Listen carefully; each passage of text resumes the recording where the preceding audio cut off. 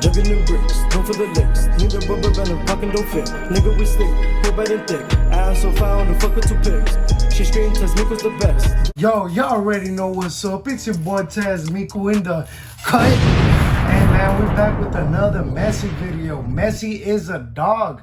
Messi es un perro. Now, he never dives. Now, this is what I was saying in the last videos, previous videos that I've done about Messi. Messi does not dive.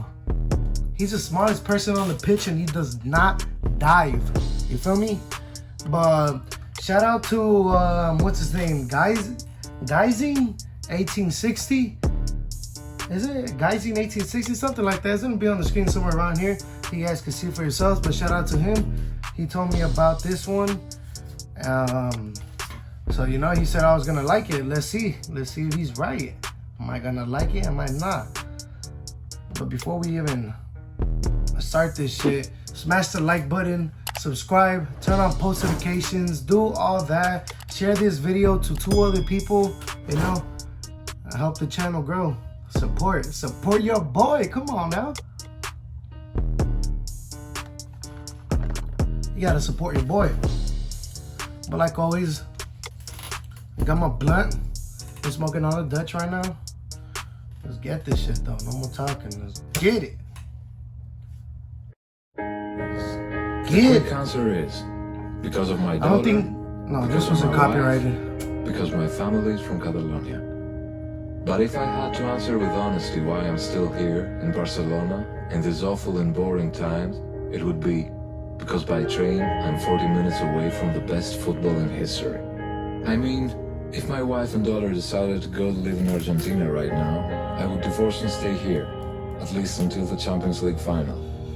Because the world has never seen something like this on a football pitch, in no era, ever, and it's very likely that it will never happen again. It's true. Facts. I'm writing this at a special time. I'm writing this in the same week that Messi scored 3 goals for Argentina, 5 for Barcelona in the Champions League, and 2 for his club in La Liga.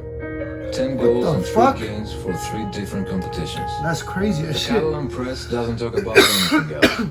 For a little while, the economic crisis is the main subject on the front page of the news. The internet explodes, and in the middle of all this, a theory passed through my head. A very strange, hard to explain theory. Look at That's why I'll try to write to see if I can finally grasp it fully. It all started this morning. I'm watching Messi goals on YouTube non-stop. I'm doing it with guilt because I'm in the middle of editing magazine number 6. I shouldn't be doing this.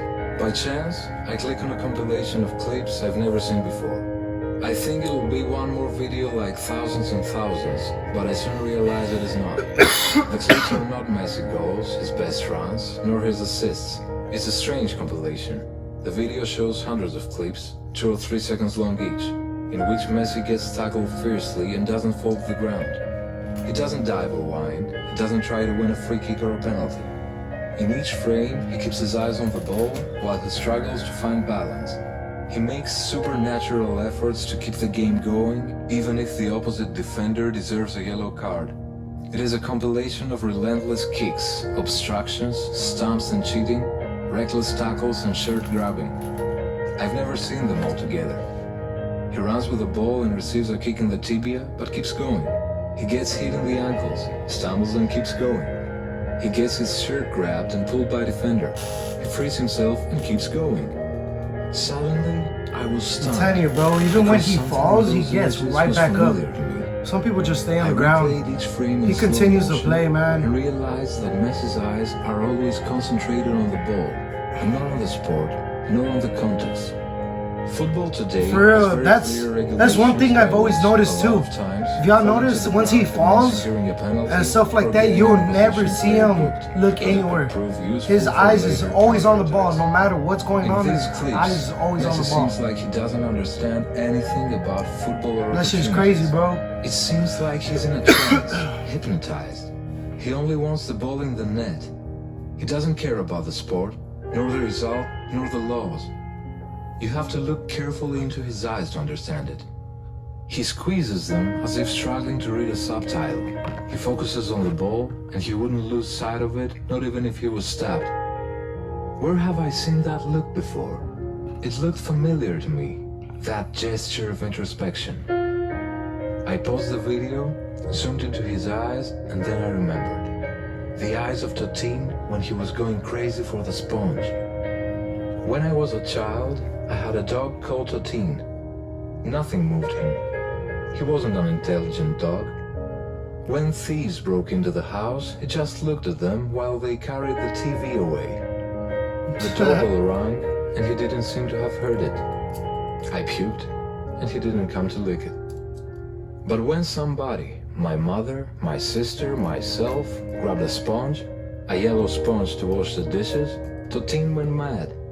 He wanted the sponge more than anything in the world. He was dying to get that yellow rectangle and carry it to his dog bed. I would show him the sponge with my right hand, and he would focus on it. I would move it side to side, and he would never stop looking at it. He could not stop looking at it. The speed in which I moved the sponge didn't matter. Totin's neck would move at identical speed through the air. His eyes would become attentive, intellectual eyes, like Messi's eyes, which stopped being the eyes of a scatterbrained teenager and for a few seconds turned into the attentive side of Sherlock Holmes. I discovered today, watching that video, that Messi is a dog, or a dogman. This is my theory. I'm sorry if you had greater expectations. Messi is the first dog that plays football. It is possible that he doesn't even understand the rules. Dogs don't fake it and dive when they see a car coming in their direction. They don't complain to the referee when a cat escapes them. They don't want the garbage truck to be booked. When football started, players were like this too. They went for the ball and nothing else. Color cards didn't exist, nor the offside rule, nor were the away goals more important than the home ones. Back then, people played football like Messi and Totin. Afterwards, everything got very strange. Today, everyone seems to care more about the bureaucracy of the sport, its laws. After an important game, people take a whole week to talk about the legislation. Did Juan get booked on purpose so that he would miss the next game and play El Clásico? Did Pedro really fake the foul inside the penalty box? Will they allow Pancho to play as stated by the clause number 208, which says that Ernesto is playing for the under-17? Did the coach order to overwater the pitch so the opponents would slip and break their cranium? Did the ball boys disappear when the game was 2-1 and appear again when it was 2-2? Will the club appeal Paco's double yellow card in the tribunal? Did the referee correctly add the minutes that Ricardo wasted by protesting about the sanction that Ignacio received because of Luis' time wasting before the throw-in? No, sir. Dogs don't listen to the radio. They don't read the news. They don't understand if a game is an unimportant friendly or the cup final. Dogs want to take the sponge to their dog bed, even if they are tied to death or if the mice are killing them. Messi is a dog. He breaks past records because the dogman played football only until the 50s. Afterwards, FIFA invited us to talk about laws and articles, and we forgot how important the sponge is. And one day, a sick boy appeared, just like the day a sick monkey stood upright and the history of mankind began. This time, it was a kid from Rosario with, apparently, some disabilities. Unable to say one phrase after another, visibly awkward, incapable of almost anything related to human Look life, at that shit, dog. but with an impressive talent to keep and control something round and inflated and take it to the net at the end of a green prairie. If people let him, he wouldn't do anything else. Take that white sphere and put it between the three posts all the time, like Sisyphus, over and over again. After the game in which he scored 5 goals, Guardiola said, "The day he wants, he will score 6.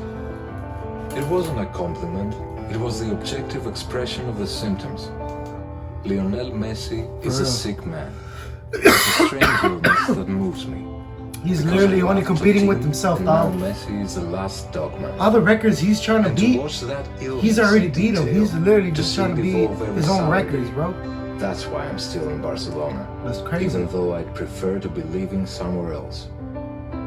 Every time I climb the Camp Nou stairs and I suddenly see the brightness of the lit-up pitch, this moment that always reminds us of our childhood, I say the same thing to myself. Bro, I want to go to the You Camp have to be Nou, really bro. lucky, Jorge. I need to love watch sports so a Camp much Nou and being match. contemporary with its best version. And on top of I've never that, even watched the Barca pitch when they were in happens LA and so shit, you close feel to me? you. But I it enjoy won't be the my same. album luck. It's not the my same treasure. like over there I'm in the actual nostalgic of the stadium, present in the every actual time Camp Messi Nou. plays. I'm a fanatic of this place in shit's the world crazy, in bro. this historic time. Because I think One day we gonna on be up there, Tuesday, though. all the men that have ever lived will congregate to talk about football. And one will say, I studied in Amsterdam in 1979. And another will say, I was an architect in Sao Paulo in 62. And another one, I was a teenager in Napoli in 87. And my father will say, I traveled to Montevideo in 67. And another one behind him, I listened to the Silence Maracana in 1950. Everyone will tell their stories with pride until the night is old. And when nobody else is left to speak, I will stand and say slowly, I lived in Barcelona in the times of the dogman, and there will be silence. Everyone else will lower their head, and God will appear, dressed for the occasion, and pointing at me he will say, you, the little fucker, you're asleep. Everybody else, to the showers. Yeah, that's probably the best, bro. Best story right there. I lived in Barcelona in the Messi era. Like, that's crazy, bro. That's crazy, dude. Cause I don't know how much tickets cost over there and shit like that.